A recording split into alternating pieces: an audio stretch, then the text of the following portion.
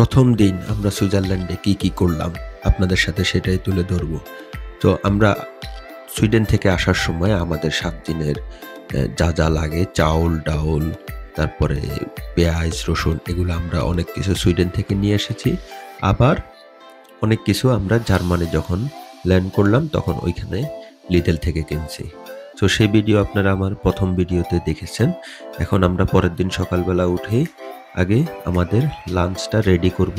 Lunch এবং সকালের নাস্তা দুইটা একসাথে রেডি করব। তো এখান দিয়ে যে লাঞ্চ রান্না চলতেছে, ইলিশ মাছ, দো পেঁয়াজু, ডাউল আর সাথে ভাত। আর এই যে দেখেন ইলিশ মাছ আমরা সুইডেন থেকেই একটু ফ্রাই করে নিয়ে এসেছি ডিপ করে। এখন এখানে শুধু দো পেঁয়াজু চলতেছে। এই যে ভাত রেডি, ডাউল অলমোস্ট রেডি, ইলিশ মাছও রেডি। আর এর পাশাপাশি আমাদের সকালের নাস্তাও রেডি, ডিম, শসা, জুস, ব্রেড, ওস্ট এগুলো দিয়ে আমরা সবাই একসাথে নাস্তাটা শেষ করলাম। নাস্তাটা শেষ করে আমরা রওনা দিব ইন্টারলেকেন উদ্দেশ্যে। দিনটা অনেক সুন্দর ছিল, ওয়েদারও ভালো ছিল, প্রায় 25 থেকে 28 ডিগ্রি ওয়েদার। আর বাসার সামনে অনেকগুলো ফুল। এই যে আমরা রওনা দিলাম গাড়ি নিয়ে ইন্টারলেকেনের উদ্দেশ্যে। আমরা যেখানে বাসা নিছি ওইখান থেকে মোটামুটি 1.5 ঘন্টার রাস্তা, 1 ঘন্টা 15 থেকে 25 মিনিট লাগবে, ট্রাফিক সব কিছু। তো এখানে একটা চক্কর বেশি দিলাম, কারণ সানফ্লাওয়ার গাছ দেখার পরে এটা ছিল একটা গোল চক্করের পাশে, এই জন্য একটা চক্কর বেশি দিয়ে আমরা গাছগুলা দেখলাম। আবার এই যে আমরা যে এরিয়াতে বাসা নিচ্ছি ওইখান থেকে বের হয়ে 5 মিনিট যাওয়ার পরে আমরা একটা ছোট্ট একটা ওল্ড সিটি পেলাম। দেখেন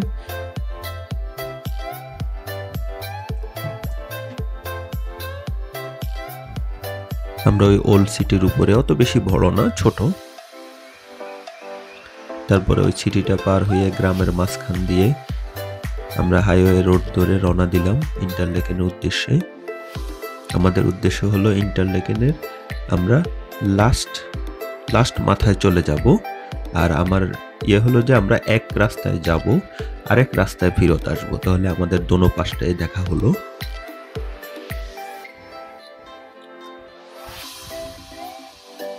এই যে দেখেন অনেক উঁচা উঁচা পাহাড়। আর এখানে পাহাড়গুলা আমার ভিডিওতে যা দেখেন এর চাইতে কয়েক গুণ সুন্দর যদি সরাসরি দেখা যায়। ভিডিওতে অনেক কারণে হয়তোবা পাহাড়গুলা স্পষ্ট আসে না, কিন্তু আপনি যখন সরাসরি দেখবেন এটার সৌন্দর্য আরো অনেক বেশি, যেটা ভিডিওতে দেখানো সম্ভব না।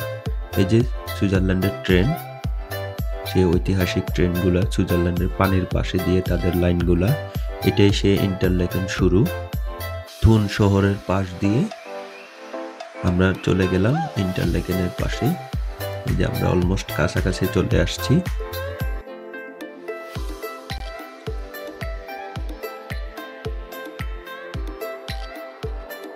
এই সেই ইন্টারলেকেন, এটা হলো সব লাস্ট মাথা। এখানে আমরা যাইতে মোটামুটি 1.5 ঘন্টার মতো লাগছে গাড়িতে। এখানেও ট্রেনের ব্যবস্থা আছে। ঠিক এক্স্যাক্টলি আমরা যে জায়গায় গেছি এই জায়গায় না, তার অপোজিটে ওই যে ভিডিওতে দেখা যাচ্ছে যে ডান পাশে ওইখানে ট্রেনের ব্যবস্থা আছে, ট্রেনে আসতে পারবেন। বাস, টুরিস্ট বাসটাও আছে। এখানে একটা কল দেওয়া আছে, বাট কলের পানি কেউ খায় না, জাস্ট একটা সৌন্দর্যের জন্য। আর এখানে যারা গাড়ি নিয়ে আসবেন গাড়ি পার্কিং ফ্রি। আর এখানে টয়লেটের ব্যবস্থা আছে, গ্রিলের ব্যবস্থা আছে, কেউ যদি গ্রিল করতে চান। এখানে সুন্দর বসার ব্যবস্থা আছে, এই যে একদম পানির কাছেই। এটাই সেই ইন্টারলেকেন। পানিগুলা নীল পানির সাগর। আর এখানে এত বেশি প্যারাশুট উপর থেকে নামতেছে, প্রায় আকাশে সবসময় 20-25টা প্যারাশুট দেখাই যায়, শুধু নামতেছে। আর আমরা যে জায়গায় ছিলাম এই যে ওই জায়গার নামটা। আর আমরা কোথাও যাব কিছু খাবো না এমন কি হয়? এই যে আমরা বাসার থেকে কিছু খাবার প্রিপারেশন নিয়ে গেছি। আর এই যে দেখেন গ্রামের মাঝখান দিয়ে কি সুন্দর সুইজারল্যান্ডের ট্রেন যাচ্ছে, মানে দেখতে অন্যরকম। এটা আপনাদেরকে ভিডিওতে বোঝানো সম্ভব না। এই যে আমরা এই সিটির মাঝখান দিয়ে এখন আরেকটা রোড দিয়ে আস্তে আস্তে আমাদের লুথারবার্নেনের উদ্দেশ্যে রওনা দিব। এখান থেকে 30 মিনিট লাগে, 20 থেকে 25 কিলোমিটার। তো ওইখান থেকে হলো টপ অন দ্য ইউরোপ। ওইখান থেকে ছাড়ে।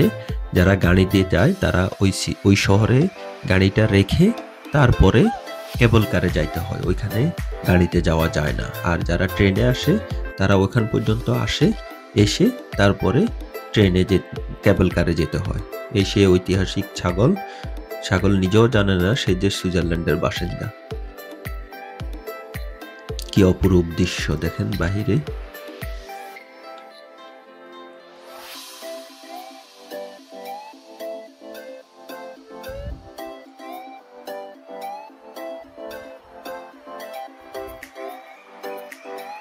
এই যে আমরা দেখতে দেখতে রওনা দিয়ে দিলাম।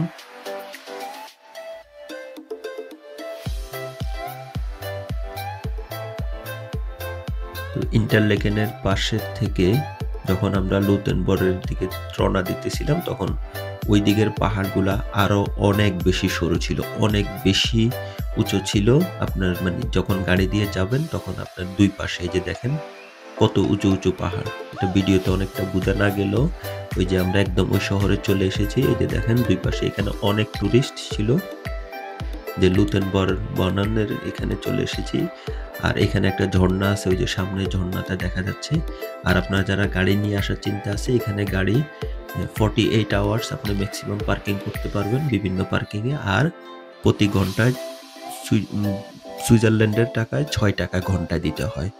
সো আমরা কোথাও পার্ক করি নাই, কারণ আমরা টপ অন দ্য ইউরোপে উঠবো না, আমাদের বাচ্চাদেরকে নিয়ে ওইখানে যাব না। কারণ আমরা 2 দিন আগে কুলমন্ডলে গেছি, ওরা একটু ভয় পাইছে, কিন্তু ওইখানে তো 30 মিনিটের রাস্তা ছিল, অত সমস্যা হয় নাই।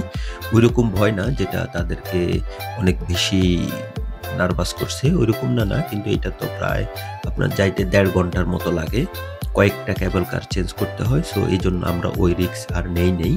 তো ওদেরটাও চিন্তা করতে হবে।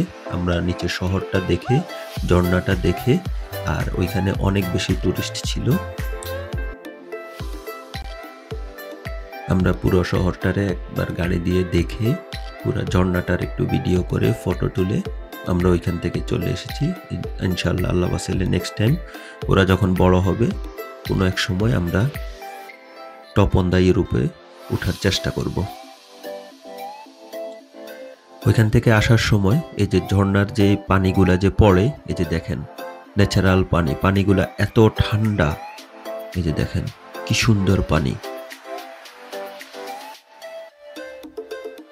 সারাদিন শুধু আসতেছে এই পানিগুলো। এখানে আপনি দাঁড়ায় থাকলে কখন যে সময় চলে যাবে টেরও পাবেন না।